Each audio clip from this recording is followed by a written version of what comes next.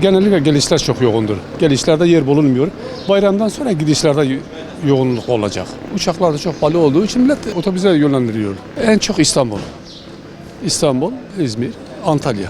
Gidişler bulunuyor, gelişler bulunmuyor. Ek sefer açamıyoruz. Mazot nedeniyle kim ek seferi açabilir ki? Yoğunluk var.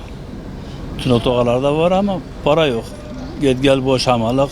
Hep mazota gidiyor, hep şeye gidiyor, masraflara gidiyor. Git Giresun'a gel 30 milyar mazot yakır bu araç.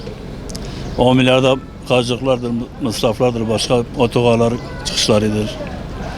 Yani git gel 40 milyar bu aracın masrafı var. Herkes kendi memleketinden geçiyor yani şimdi. Ufak araçlarla bile çok gidip geliyor.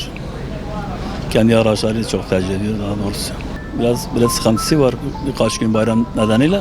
Herkes toplu taşımayı tercih etsin bence. Yani kendi araçları bayramda sıkıntı yaşatmasınlar. Hem bize hem kendilerine.